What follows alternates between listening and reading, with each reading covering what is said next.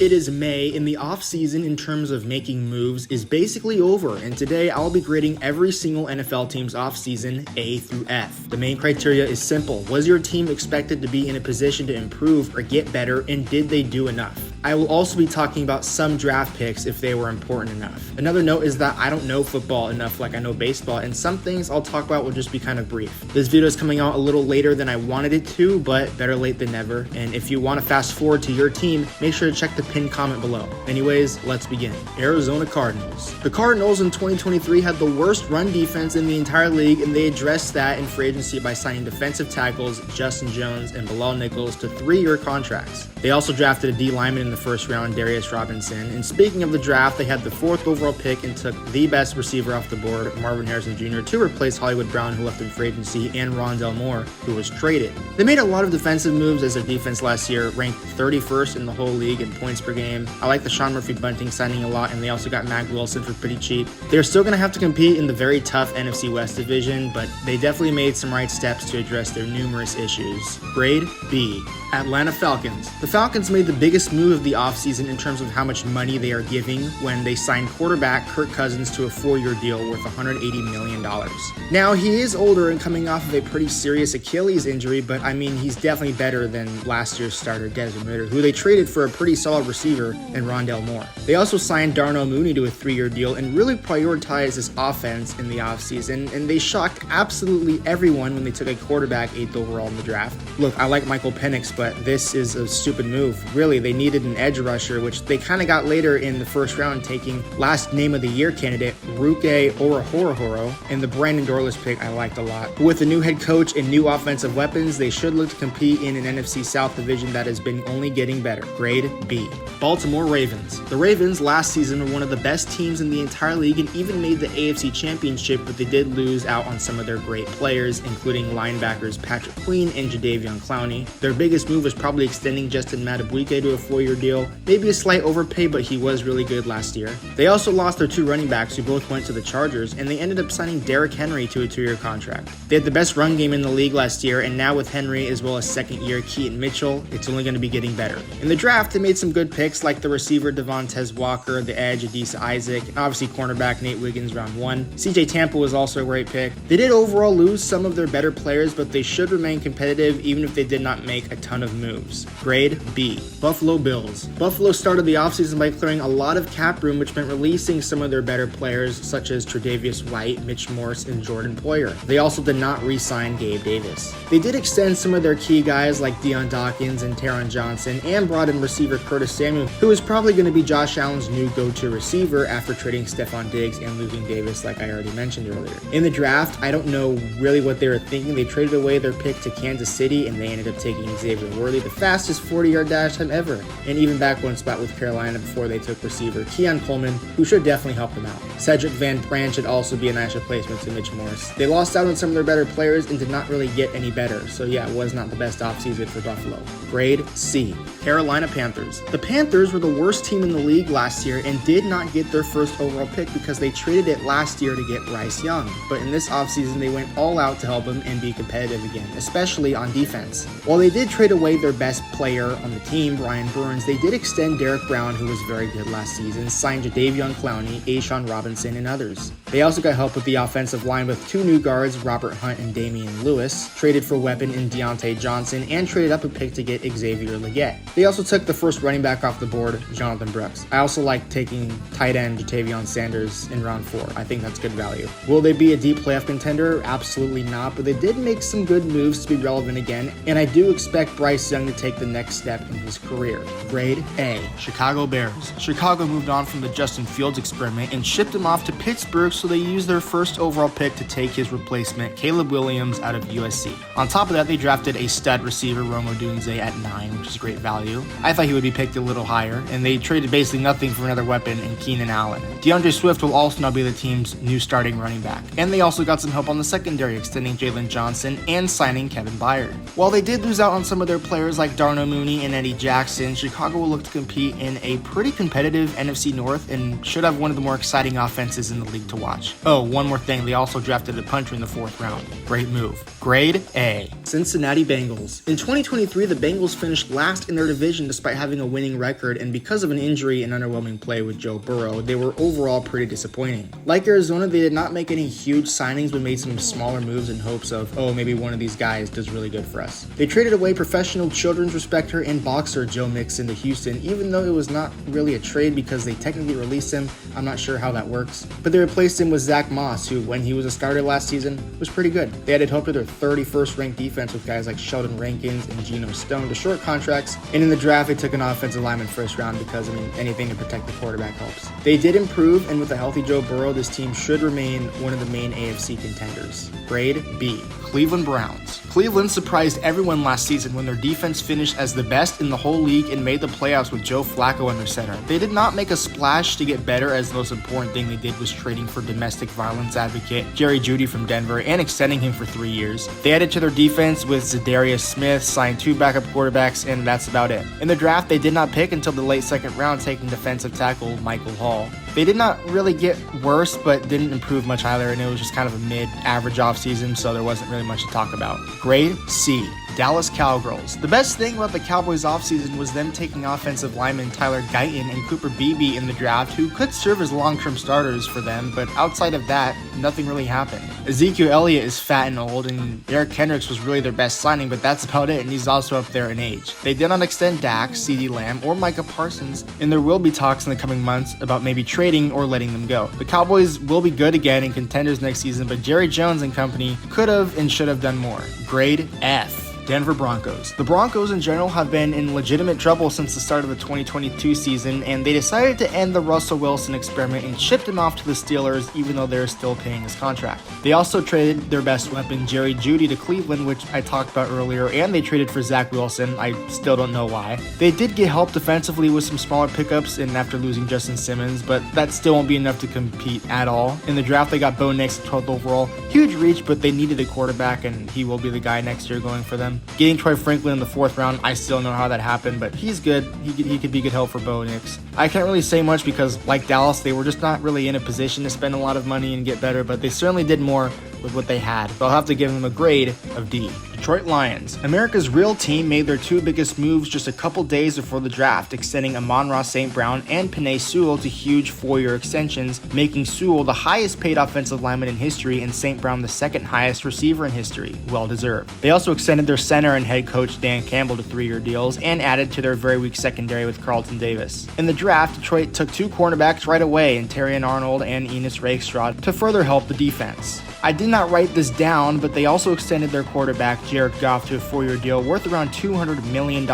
maybe a slight overpay, but I think it'll be worth it for them. The future in the Motor City is only getting brighter, and we'll see if they can make it back to the NFC Championship game and not blow a 20-point lead this time. Grade A. Green Bay Packers. Green Bay made it to the playoffs last year, and with a very young team, looks to only be getting better. Their biggest move was signing Josh Jacobs to a 4-year contract, who will be replacing the beloved Aaron Jones. They helped the secondary also with Xavier McKinney and Keyshawn Nixon. In the draft, they went for some key positions, mainly offensive lineman, linebacker, but they did a pretty good job by default just because they had so many picks. You look at what they did, and it's not super eye-popping like, oh wow, the Packers killed it, but they certainly got better and replaced their aging players, so they did pretty good. Grade B. Houston Texans. Houston had one of the fastest rebuilds ever, where they went from being the worst team in the NFL to a legit scary team in the span of just 1 season, and they only got better on both sides of the ball. Defensively, they did lose out on Jonathan Grenard and traded Malik Collins, but they did sign Danielle Hunter, Danico Autry, and Azeez Al-Shaair. Offensively, their biggest moves were trading for Stephon Diggs from Buffalo and adding Joe Mixon to their backfield.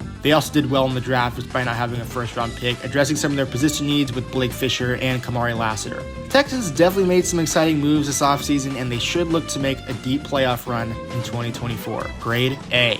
Indianapolis Colts. The Colts were super close making the playoffs last season, and they made some moves that I think can certainly help them get there again. They got Michael Pittman back, one of the best receivers in the league. They also focused on defense a lot, extending DeForest Buckner, Zaire Franklin, and picking up some guys like Grover Stewart and Kenny Moore. In the draft, they took the first defensive player off the board, Laiatu Latu, and got another weapon for Richardson and Adonai Mitchell in the 2nd round with great value. I think the Colts will be the sleeper team this year. You have Anthony Richardson coming back, an exciting offense. I think think they will be a team to really look out for in 2024. Grade B, Jacksonville Jaguars. I would say Jacksonville had one of the more slept on off seasons. Their biggest move was extending the other Josh Allen to a massive deal. Just had an amazing season. I think it'll be worth it. Gabe Davis is another player they added. He'll probably be their new wide receiver one to replace Calvin Ridley. They also got help on the offensive line with Ezra Cleveland and Mitch Morse, and got help defensively, guys like Eric Armstead and Darnell Savage, and drafted quite a few players on that side of the ball. I like the Brian Thomas pick. He definitely fell in the draft. And overall, the Jags did a great job at addressing their needs, and I think they can rebound from their very disappointing 2023 and compete with teams like Houston and Indianapolis. Grade B. The reigning champions of the league only got better this offseason, and they did trade away L'Jarius Sneed to Tennessee and opted to pay Chris Jones $150 million guaranteed instead. The highest paid defensive player in the offseason. They signed Marquise Brown, one of the fastest players in the league, and traded in the draft with Buffalo to take Xavier Worthy, who had the fastest 40-yard dash time in history. So you give Patrick Mahomes two of the fastest players in the league? That's huge. Travis Kelce got an extension. Hey, did you know that he's dating Taylor Swift? Like, oh my god. Andy Reid got an extension. I don't know how coaching contracts work, but yeah, that's cool. He'll be here till 2028. Yeah, the Chiefs, they're still gonna be the best team in the league. I don't really have much else to say. That's already been said. Grade A. The Raiders surprised a lot of people when they decided to not get any help at the quarterback position besides the signing of Gardner Minshew. I don't really think that will hurt them as much as others are saying, because Minshew is still decent. He can win games for you. Obviously, the biggest thing for this team was the addition of Christian Wilkins to a huge 4-year deal. Now they'll have a defensive line consisting of him and Max Crosby, which is just kind of scary. Antonio Pierce, who came in briefly last year, is now back too. He is exactly what this team needs. In the draft, they took Brock Bowers. I really like the pick. They also got some more help on the offensive line. Besides the Wilkins addition, nothing about this offseason really stood out, but they for sure will be better going into next year. And who knows, maybe a wild card, but even that's being a little generous for this team.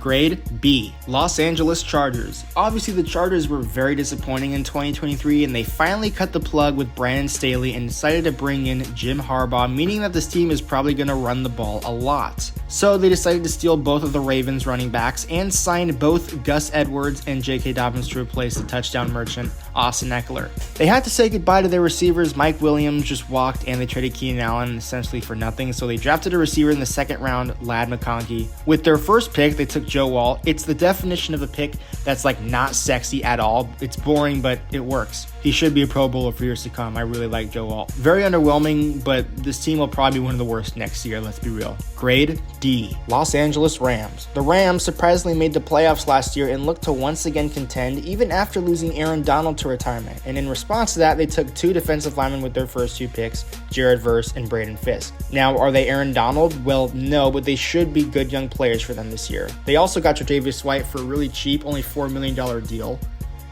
And they beefed up their offensive line with Kevin Dawson and Jonah Jackson. Yeah, look out for the Rams, man. They made some really nice pickups and drafted well, too. Overall, just a very good offseason. Grade A. Miami Dolphins. Miami went out there and made some good pickups, I will say, especially at the linebacker position, getting Jordan Brooks and Shaq Barrett, who brings that veteran presence, and even drafted Chop Robinson in round 1. Maybe a bit of a reach, but whatever. They did lose out on Robert Hunt and replaced him with Aaron Brewer and drafted a tackle in round 2. Speaking of the draft, they took two wide receivers with the last name Washington. Pretty sure they're not related, but it's funny. They kind of just got help everywhere, and as I'm making this, they signed Odell Beckham to a deal, so yeah, they should have one of the more exciting offenses, but as long as Tua is their quarterback, they're not winning anything. But still, I think they did enough to really solidify that they could win the AFC East now that Buffalo is not going to be as strong as they were. Grade B. Minnesota Vikings. Minnesota was in quarterback purgatory after losing out on Kirk Cousins and signing Sam Darnold to a 1-year contract, so they decided to trade up with the Jets one spot and get their guy, J.J. McCarthy. Big reach, but they needed a quarterback, and like the Broncos, they selected their guy, even if it was early. Despite losing Danielle Hunter, they might have gotten even better defensively, adding Jonathan Bernard coming off of a good season, and linebackers Blake Cashman and Andrew Van Ginkel. And drafted Dallas Turner at 17. Huge value. He was supposed to be a top 10 pick in my eyes.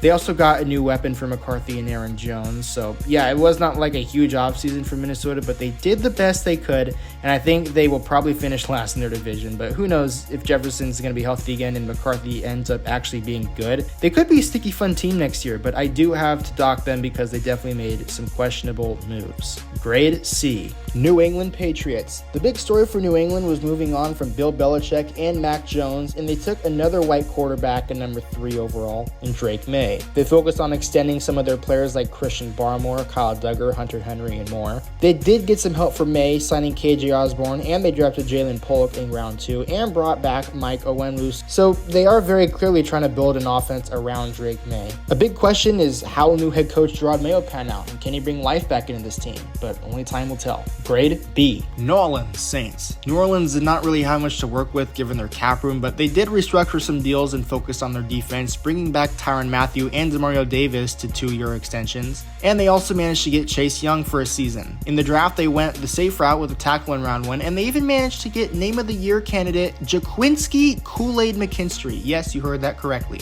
I want to talk about Spencer Rattler, who they took. Obviously, Derek Carr is on his way out of New Orleans pretty soon, and maybe Rattler can be the diamond in the rough for them. Who knows, maybe down the line he can turn into something. The Saints did not do much because they could not, but given the fact that every other team in this division had a good offseason, I would not be surprised at all if the Saints finished last in their division. Grade D. New York Giants. The Giants obviously last season did not do good at all and had one of the worst offenses in the entire league, and they did a solid job at getting better this offseason. After losing Saquon Barkley, they did go out and get Devin Singletary. I like that move a lot. He's super underrated. They got help on the offensive line as well, getting John Runyon and Jermaine Illuminor, and they drafted a receiver in the first round, Malik Neighbors, who just has crazy talent. They also drafted safety Tyler Nubin, who will be Xavier McKinney's replacement. Their biggest move in general was trading for Brian Burns, one of the best defensive players in the league, and giving him a crazy extension. I mean, the Giants, they still have Daniel Jones under center. They won't be good next year, but I like some of the moves that they did make. Grade C. New York Jets. Going into last season, the Jets were projected by many, including myself, to be one of the better teams in the league after adding Aaron Rodgers to their roster, and only 4 plays into the first game, he tears his Achilles. So what do? Well, they go out and sign Tyron Smith to a very cheap deal and drafted a tackle, Olu Fashanu,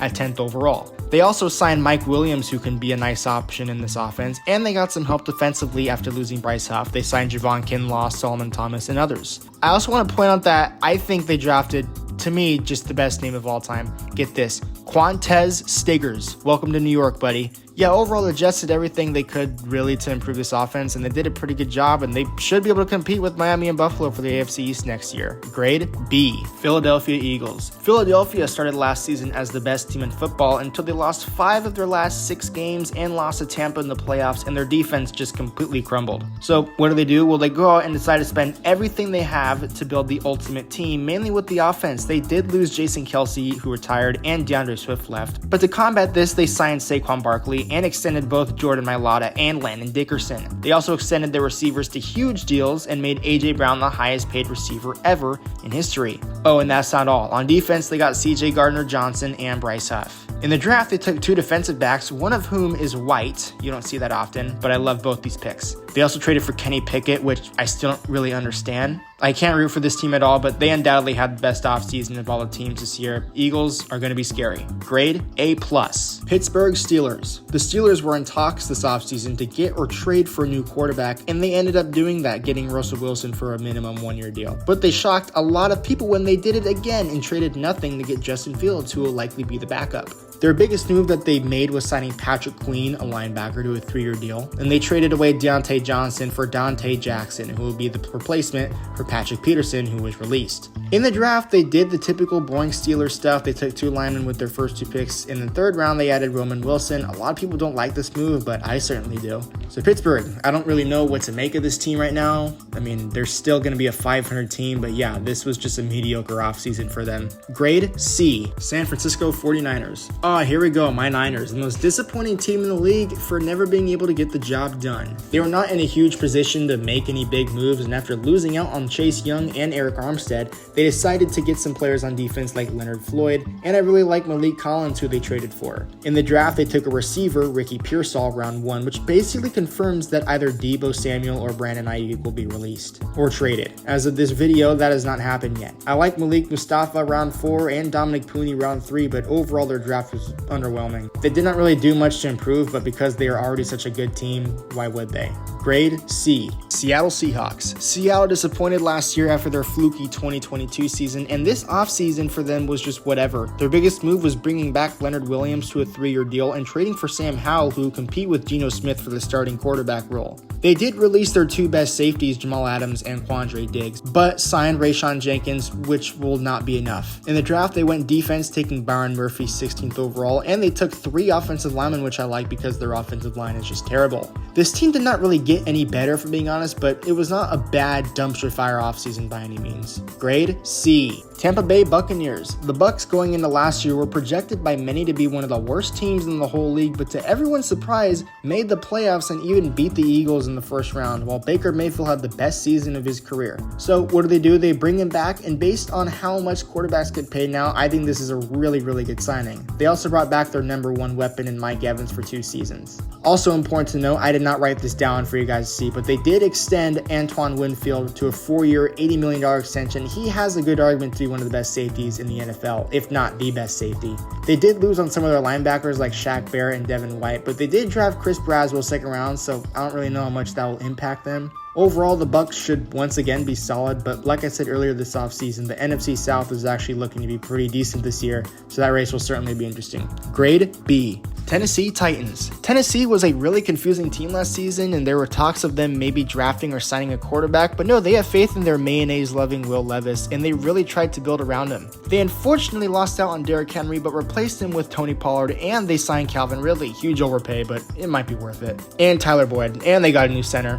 That was not it, folks. On defense, they traded for L'Jarius Sneed from Kansas City and extended him for 4 years, signed another defensive back, Chidobe Awuzie, and linebacker Kenneth Murray. They also had a very high draft pick and took a tackle to help their offensive line. The Titans, man, they're in a very weird spot. They certainly have a team that can compete, but who knows? Only time will tell. But they definitely made a lot of good moves. Grade A. Washington Commanders. Going into the offseason, the Commanders had the most amount of money to spend, and they clearly went more for quantity over quality because this team clearly needs a lot of help. On offense, they helped the offensive line with guys like Tyler Biadasz and Nick Allegretti, and some new weapons like Zach Ertz and Austin Eckler. On defense, they got some players like Bobby Wagner, Frankie Louvu, and Dorrance Armstrong, which was probably their biggest signing. The biggest thing they really did was getting their quarterback with the future, Jaden Daniels, at number 2 overall to hopefully bring some life back into this organization. They also drafted the brother of Christian McCaffrey, Luke McCaffrey, at pick number 100. I think they made some confusing moves, but like the Bengals, they did just make a lot of smaller signings in hopes that maybe one of them will be a hit. But just given their new quarterback situation and how much they spent, I think overall it was a very good offseason for them. Grade A.